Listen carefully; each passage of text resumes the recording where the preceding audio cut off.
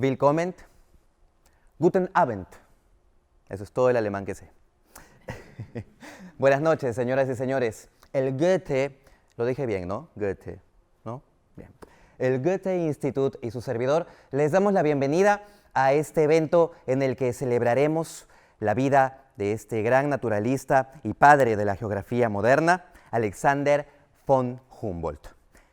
Vamos a hacer un viaje a través del tiempo por las rutas que recorrió Humboldt por nuestro continente y país. Así que dejen volar su imaginación y presten mucha atención a lo que van a ver aquí esta noche. Conoceremos un poco más sobre el pequeño boticario, como lo llamaba su mamá, porque cuando era niño llenaba los bolsillos con hojas que recolectaba en el bosque. Así que disfruten la función.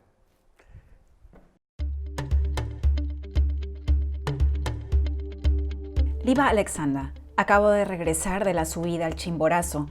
Son las 10 de la noche y solo te escribo unas líneas para felicitarte de corazón.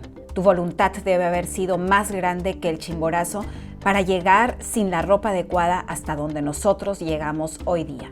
Estoy muerta, me voy a duchar y a dormir inmediatamente. Lieber Alexander, estamos muy cansados. Fueron aproximadamente 11 horas de viaje sobre la Panamericana. Es una carretera para automóviles que cruza toda América, desde Alaska hasta Tierra del Fuego. Estarías fascinado con esto. Seguro que hubieses ido hasta Tierra del Fuego cruzando Chile y Argentina. Lieber Alexander, Cajamarca, qué ciudad tan bonita. Es la primera vez que vengo y nuevamente inspirada por tus textos voy en busca de las personas con las que estuviste, los herederos de Atahualpa, el último emperador inca. Nos encontramos ante una situación similar a la que tú viviste hace 216 años. La descendiente del último emperador inca es humilde y de gran corazón. Se llama Susana Astopilco y no sabía que el apellido de su familia y de sus antepasados figura en una placa del cuarto de rescate. Susana nos invitó a acompañarla al cementerio, a visitar la tumba de su padre, Astopilco Inga, y en el camino nos contó lo poco que sabe de sus antepasados. Aunque no es mucho, es una historia muy misteriosa. Buenas noches.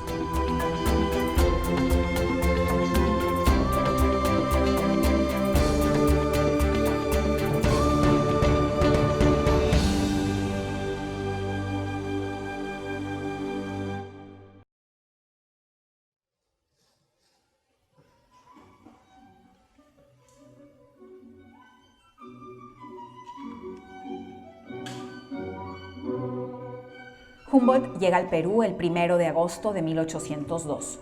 En los inicios de nuestra independencia, él tenía 30 años. Mientras viajaba por América estudiando la naturaleza en todas sus manifestaciones y formas, encontró especies tanto de animales, plantas o metales nunca antes investigadas. Su curiosidad intelectual no conocía límites. El Perú que encontró Humboldt era un país sumido en una profunda depresión. Se seguía recordando la sangrienta represión política que hubo durante los años posteriores a la revolución de Tupac Amaru. Humboldt notó que aún había un estado de tensión en la vida peruana y limeña en todos los niveles sociales. Humboldt notó que aún había un estado de tensión en el país, en todos los niveles sociales. Alexander von Humboldt, ¿eres tú? Soy Carolina Chimoy, soy periodista de la Deutsche Welle. He seguido tus pasos, la ruta por toda América Latina.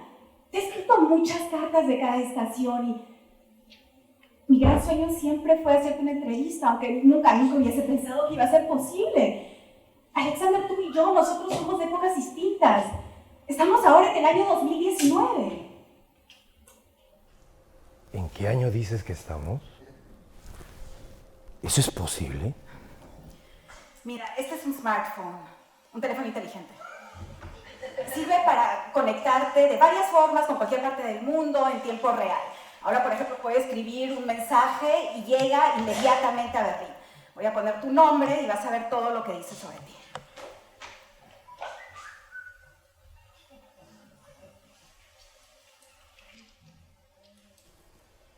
Alexander von Humboldt. Nació en Berlín el 14 de septiembre de 1769 y murió el 6 de mayo de 1859. ¿Eso quiere decir que voy a vivir hasta los 90 años? Sigue. Fue geógrafo, astrónomo, humanista y explorador. Es considerado el padre de la geografía moderna universal. ¿Todo eso soy? Eres uno de los científicos más importantes de todos los tiempos, Alexander. Descubriste la corriente fría de la costa peruana, que ahora lleva tu nombre, la corriente Humboldt. No, yo no la descubrí. Los pescadores de Paita ya conocían la corriente fría del mar. Bueno, es cierto, pero tú fuiste el primero en medirla y además en descubrir de dónde venía esa corriente. ¿Y cuáles eran sus efectos en el clima de la costa peruana? Todo eso fue un gran aporte para el Perú. Vaya, parece que es cierto que viene de otro tiempo. Mira, voy a mostrarte la fecha en la que estamos. 22 de octubre del año 2019. Han pasado 250 años desde que nací. Efectivamente. En todo el planeta, en muchos países estamos celebrando tu nacimiento, 250 años. Y ahora que ya lo sabes, Alexander, ¿te puedo hacer una entrevista? ¡Por supuesto! Ay, no lo puedo creer. Me parece fascinante que me entrevisten en el futuro. Ok, centrémonos en tu viaje a Perú. Muy bien. Señoras y señores, estamos por volver al año 1802. Vamos a recorrer las rutas que recorrió Alexander von Humboldt por el Perú.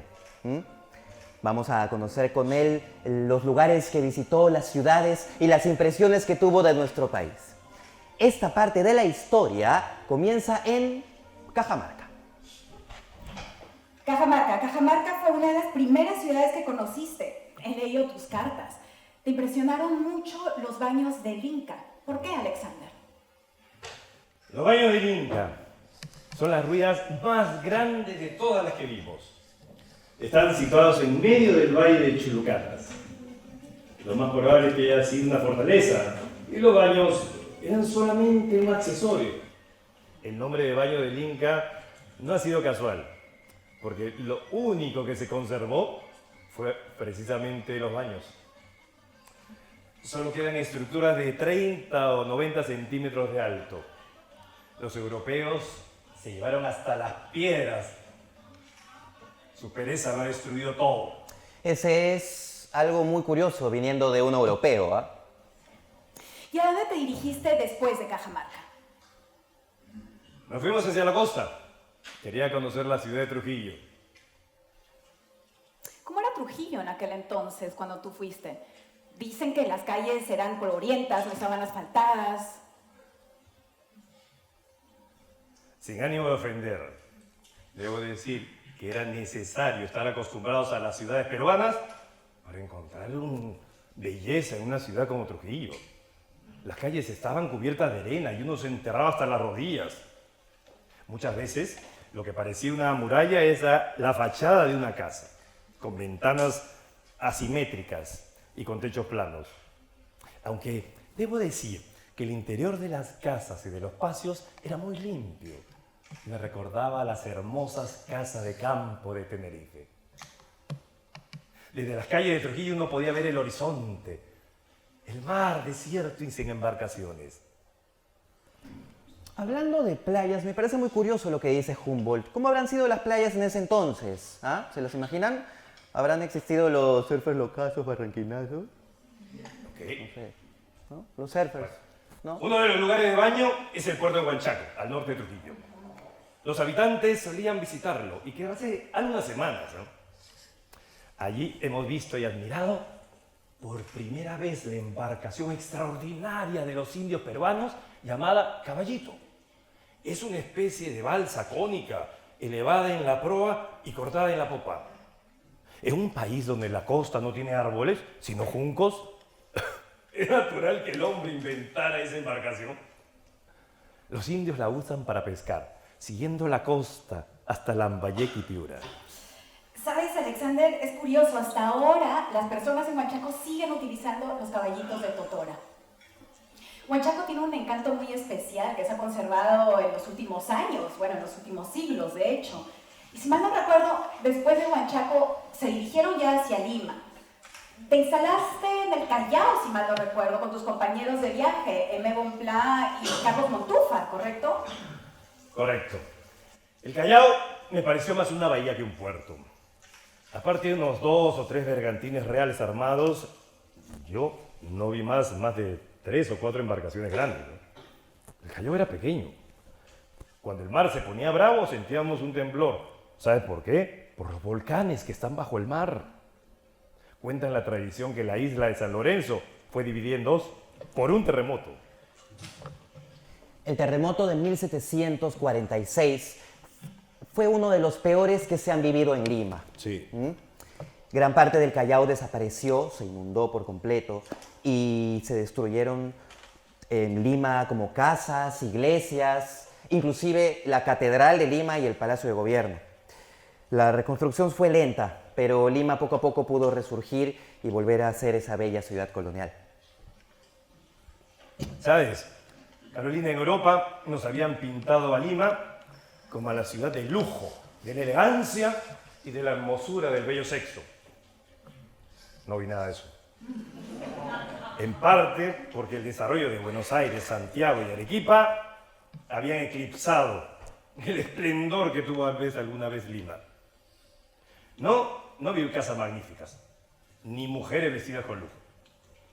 En las calles apenas pude ver 3 calesas. No había riqueza. Y por las noches, la suciedad de las calles, adornada con perros y burros reventados, además de los caminos irregulares, estorbaban el tránsito de los coches. Parece que desde esa época hemos tenido problemas con el tránsito en Lima. No hemos cambiado mucho. Bueno, Lima ha crecido definitivamente de espaldas al resto de Perú, ¿no? Más separada del Perú está Lima que Londres.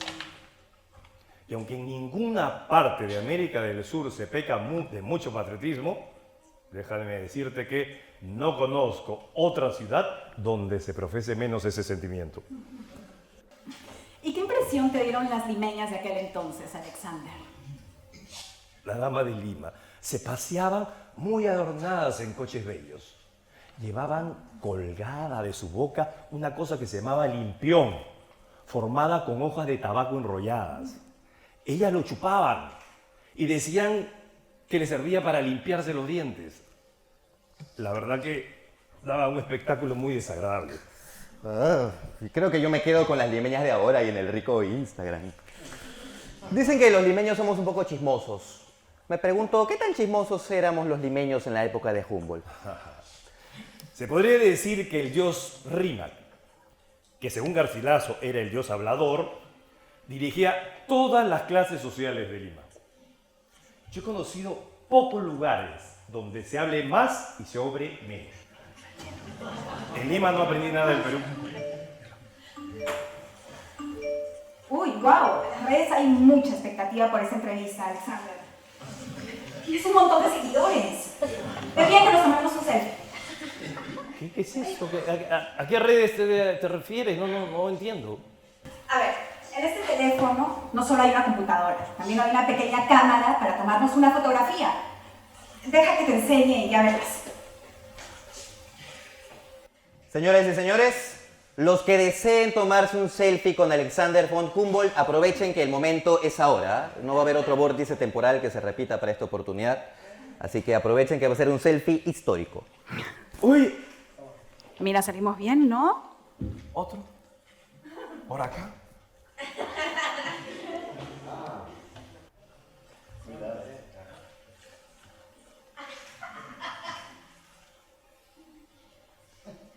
Me voy a colar en nombre de ustedes. ¿Te gusta? Si no fuera científico diría que es brujería. ¿Me podría conseguir uno de esos aparatos? Voy a intentarlo, ¡Fantásticos! Son un poco caros, pero voy a intentarlo. Entonces, ¿en tu época ya no escriben cartas? Bueno, casi nadie escribe cartas en realidad. Aunque a mí sí me gusta escribirlo, pero solo en ocasiones muy especiales. Hoy lo que hacemos es escribir correos electrónicos a través de la computadora y llegan al instante. ¿Llegan al instante, dices? ¿Mis cartas tardan semanas, hasta meses en llegar a su destino? No sé si podría acostumbrarme a tu época, Carolina. Todo sucede demasiado rápido. Eso es cierto. Me parecería tan raro no escribir cartas con mi pluma. No me sentiría yo.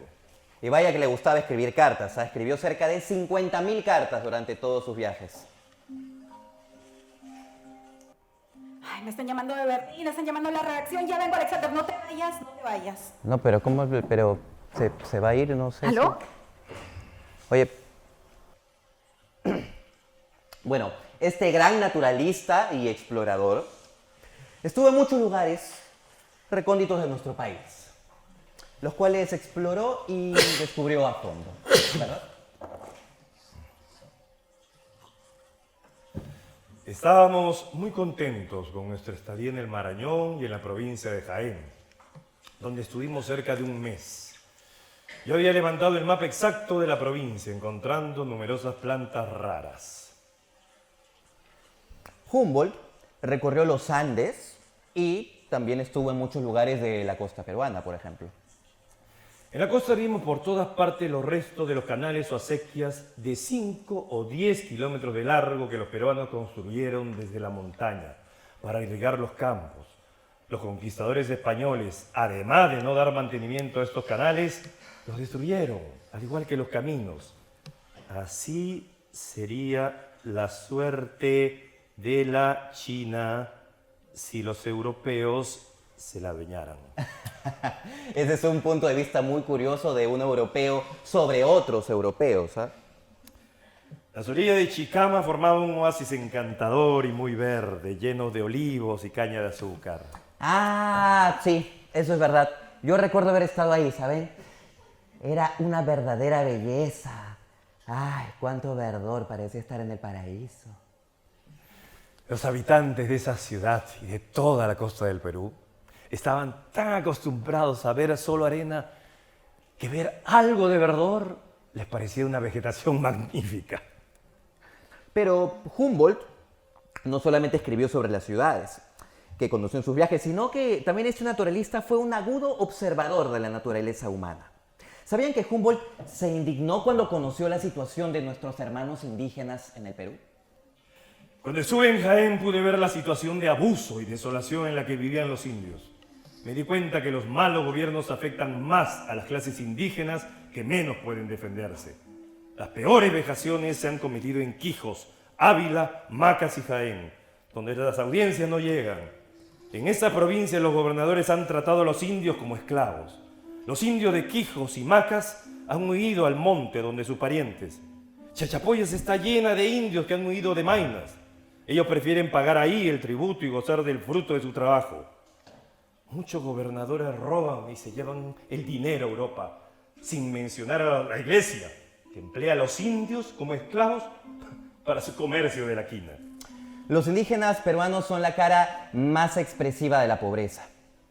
El 75% de ellos perciben ingresos de aproximadamente $2.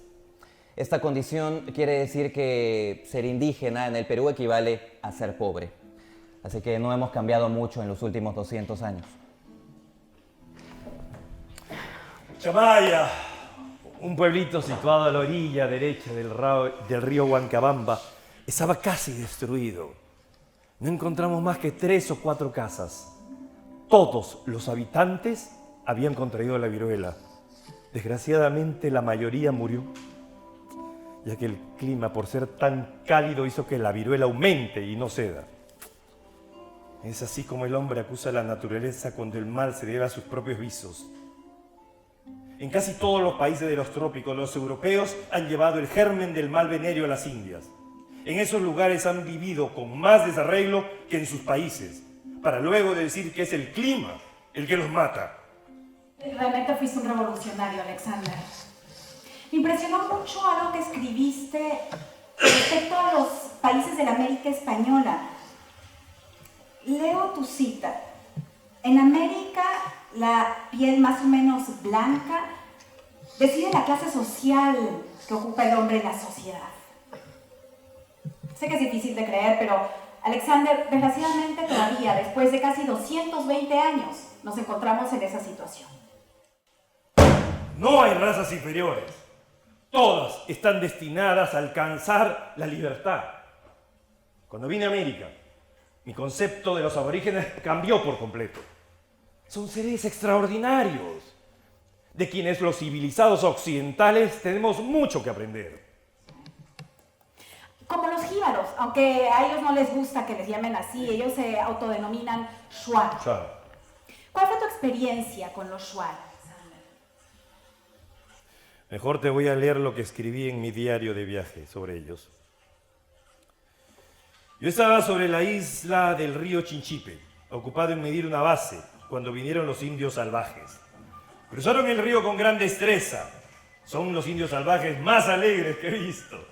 Pero son pequeños, apenas miden 1,5 metros.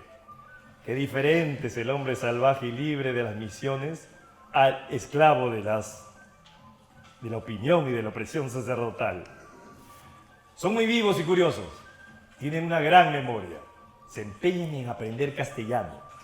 Sin embargo, así como tienen una gran nobleza de espíritu y notables facultades intelectuales, pueden ser lo más indolentes y perezosos para el trabajo.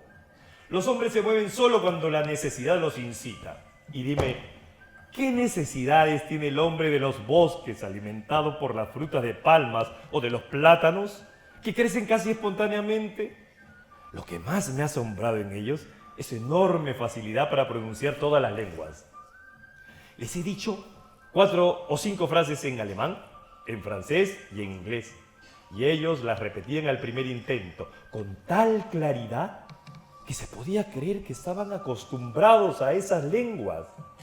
Al enseñar su propia lengua, muestran la misma energía. Van generalmente desnudos. Solo se ponen el poncho cuando están en presencia de un extranjero. Llevan siempre un carcaj con flechas, un arco, una cerbatana y veneno. ¡Fantástico! Es curioso. Humboldt critica a los europeos, sin embargo, su manera de pensar es bastante europea. ¿Por qué considerar a los Shuar flojos? Cada cultura tiene su propio concepto del trabajo y son diferentes. Bueno, en la actualidad los Shuar están totalmente integrados en la civilización, Alexander. Son una población muy activa, buscan sus derechos. Tuve la oportunidad de conversar con Rubén Naichap Yankur. Él es un líder Shuar que ha logrado integrarse en la sociedad junto con la gente que lo acompaña. Él dijo algo que es muy cierto. Así como todo en la vida y en la naturaleza cambia, así también cambian los Shuar. Fue lo que me dijo. Genial, exacto. Por eso digo que tenemos mucho que aprender de las culturas aborígenes americanas. El mundo está bien en aquellos lugares donde el ser humano no alcanza a turbarlo con sus miserias. Años más tarde, de su viaje a América, Humboldt llegó a la conclusión de que los problemas sociales, económicos y políticos estaban estrechamente ligados con los problemas del medio ambiente. ¿Sabían de que Humboldt fue uno de los primeros en percatarse de los efectos de los gases invernaderos? Te he seguido los pasos, querido Alexander. Tal como tú lo hiciste, fui a Cajamarca a visitar a los descendientes de Atahualpa, los Aztopilco. Tú escribiste sobre ellos en tus diarios, ¿recuerdas? La familia lugareña que posee actualmente la casa de Atahualpa son los Aztopilco. El gobierno español concedió 200 pesos de pensión a los descendientes de Atahualpa. Sin embargo, los corregidores han tenido la crueldad de suspender el pago, dejando en la miseria a la familia Aztopilco. ¿Qué sensación produce el aspecto de estos pobres indios viviendo en las ruinas de las grandezas de sus antepasados? El palacio de Atahualpa tuvo muchas esculturas y ornamentos, pero la avaricia de un corregidor que buscó el tesoro en los cimientos de este palacio lo ha destruido todo. Sí. Te cuento que conocí a la última descendiente de Atahualpa. Su nombre es Susana Aztopilco. Una mujer muy humilde que ignoraba que el apellido de su familia, Astopilco, figura en una placa en el cuarto de rescate. Desgraciadamente, ella sabe muy poco sobre sus antepasados. No me extraña. Lo que era el Perú es un país lleno de paradojas. Podrán padecer de muchas cosas, pero nunca de aburrimiento. Todo en ese país es fuera de lo común, como el clima de su costa, por ejemplo. Uno de los grandes logros y legados de Humboldt a nuestro país fue descubrir el origen y el impacto de la corriente fría del mar peruano, que define el clima de nuestra costa. Por la latitud en la que se encuentra el Perú, su costa debería tener un clima netamente tropical, Sí. como la de Río de Janeiro, por ejemplo. Si es así, ¿por qué nuestro mar es tan frío? El frío sorprendente que existe en la costa del Perú proviene del frío del mar, que tiene unos 16 grados o menos. ¿Y cómo descubriste el origen de esta corriente? Estando en Trujillo, a fines de septiembre, noté que la temperatura del mar era de 16 grados en la superficie, aunque debía tener entre 26 y 28 grados centígrados.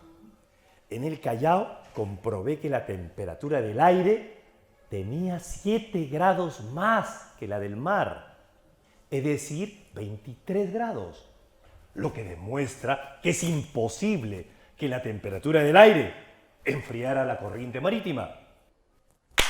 Llegué a la conclusión de que la corriente peruana es una corriente polar, lo cual explica la gran frescura de la costa y el frío que se siente en pleno trópico, así como la presencia de un desierto donde debería haber frondosos bosques y cálidos.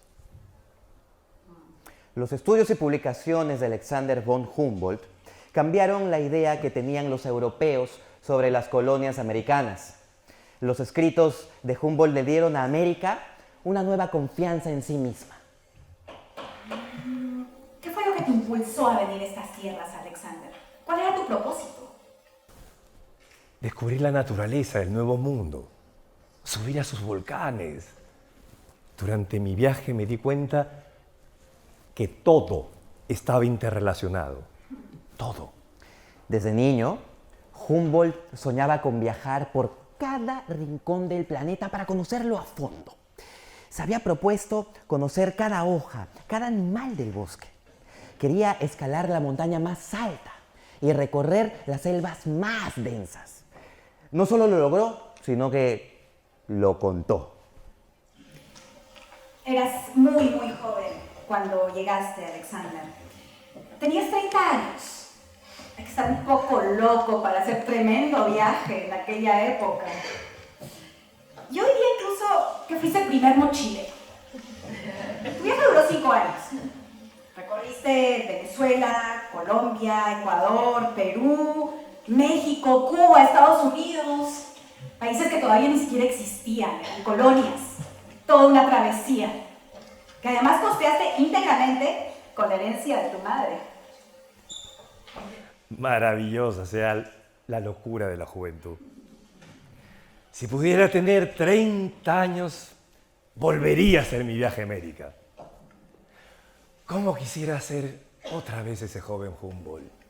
Y con la experiencia que tienes ahora, Alexander, ¿qué harías si volvieses a tener 30 años? Lo primero que haría es... ¿Otro Alexander? ¡Lieber Alexander! Ich würde erneut den Chimborazo besteigen. Aber diesmal bis ganz nach oben. Sí, lo creo. Esta vez subirías hasta la cima. Pero bueno, Alexander joven, casi lo lograste. Wahrlich. Nuestros compañeros estaban congelados de frío y nos abandonaron. Ein riesiger Riss im Gletscher zwang uns zur Rückkehr. Una enorme grieta en el glaciar nos obligó a regresar. Años después, En 1880, el alpinista británico Edward Whymper fue el primero en llegar al Chimborazo. En ese entonces, la punta del Chimborazo era considerada la montaña más alta del mundo. ¿Cómo me hubiera gustado conocerte en tu época, Alexander? Ja, absolut. Mir auch. Tú hubieras sido una excelente compañera de viaje, Carolina. Aber du warst schon sehr mutig, muss ich sagen, en seguir mis pasos en tus viajes. Tuviste un pequeño incidente en el Chimborazo que casi te cuesta la vida. Sí, felizmente todo salió bien.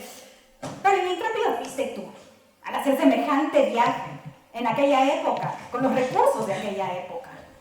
En ese entonces, esos viajes duraban una eternidad. Viajaste en caballo, en mulas, a pie. Tardaste semanas desde Trujillo a Lima. Hoy en día ese viaje dura 1 hora en avión. Y cruzar el océano de Europa, acá, un promedio de 12 horas. Wie bitte? Habe ich das richtig gehört? ¿Un día para cruzar el Atlántico? Das ist toll. Verdaderamente genial. Sí. Si vivieras en esta época no pararías de viajar. Ah, pero por supuesto. Viajaría por todo el mundo. Lo primero que haría es visitar la India. Ir a ese país siempre fue mi gran sueño dorado. Y por supuesto, escalaría hasta la cima del Himalaya. Sie wollten mich nicht in diesem Land, weil ich gegen den Kolonialismus war. Und deshalb verweigerten sie mir die Einreise. No me querían en ese país por estar en contra del colonialismo. Así que me negaron la entrada. Bueno, yo diría que el poder inglés fue tan abusivo en la India como el español en Sudamérica. Und das, meine Liebe, ist sicher. Bueno, la India ha cambiado mucho.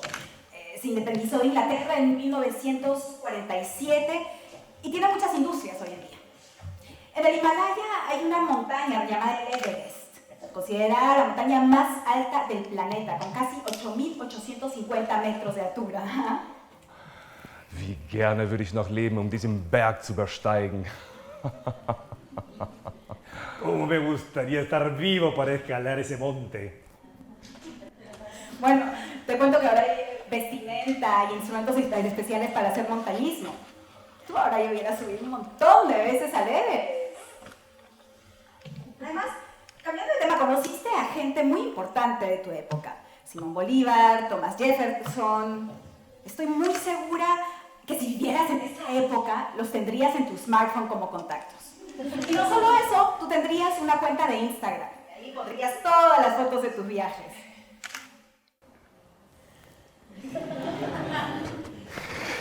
Hay una cosa que hasta ahora me pregunto, Carolina. No sé cómo Thomas Jefferson, siendo un hombre tan inteligente, pudo apoyar la esclavitud. Wir hatten hitzige Diskussionen darüber. Y con Simón, todo lo contrario. Estábamos de acuerdo en casi todos los temas. Wir waren zwei Revolutionäre Romantiker. Éramos como dos revolucionarios románticos. Bolívar decía que Humboldt dio a conocer la gran belleza del continente americano y despertó en sus habitantes el orgullo y el amor hacia su hermosa tierra.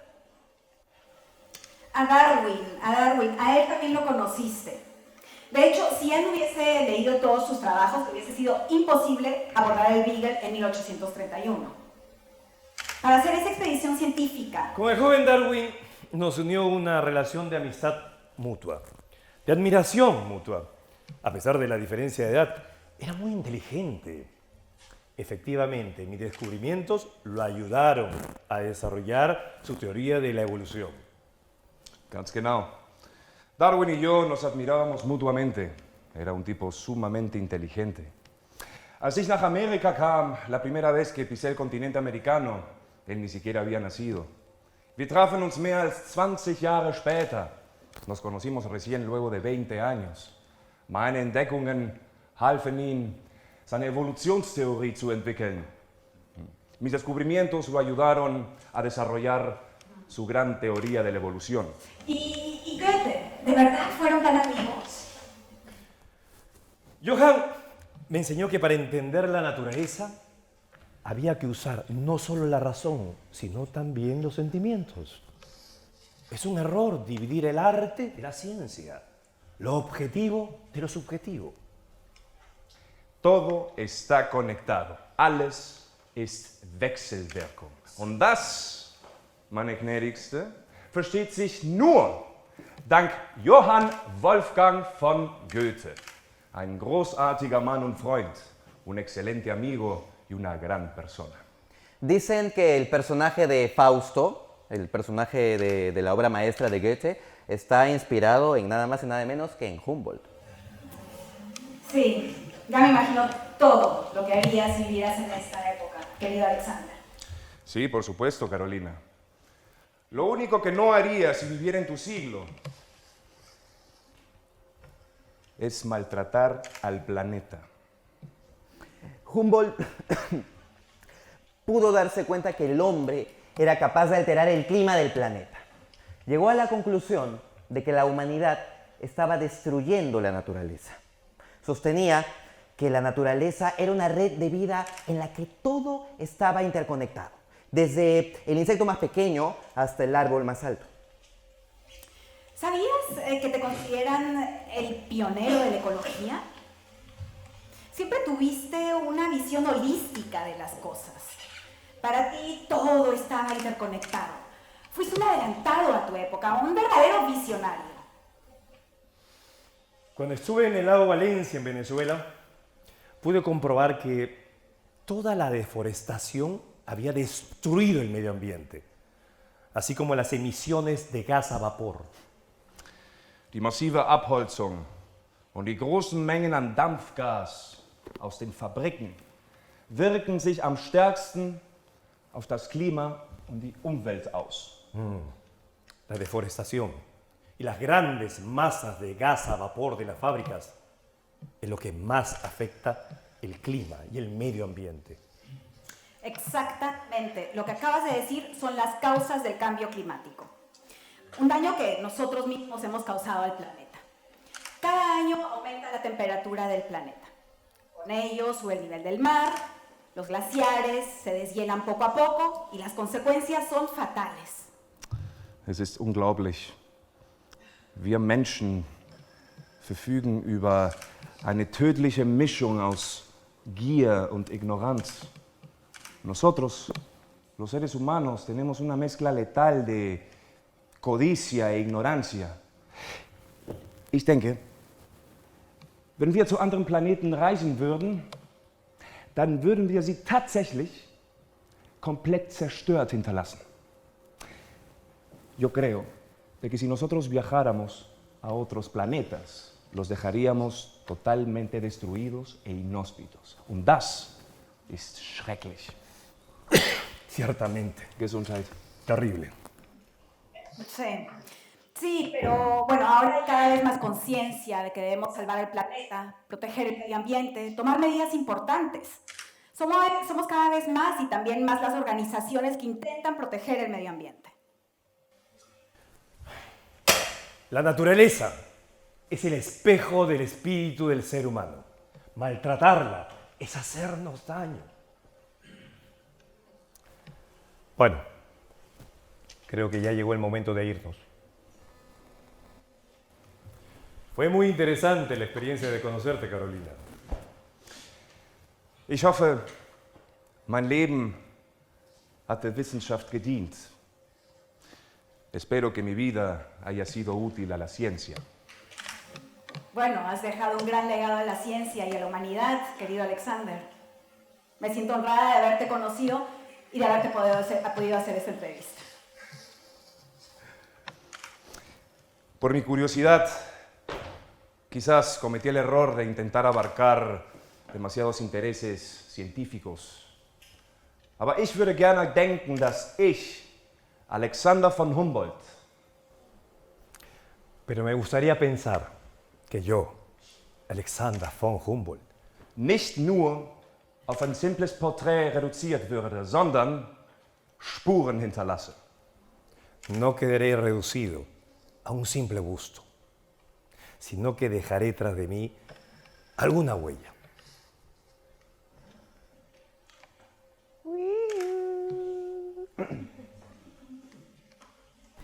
Humboldt.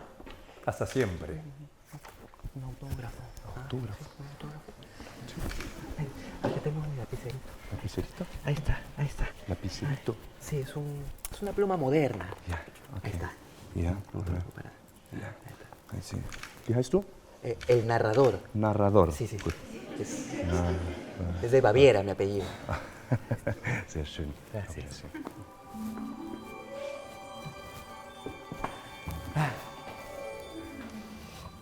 Hasta siempre.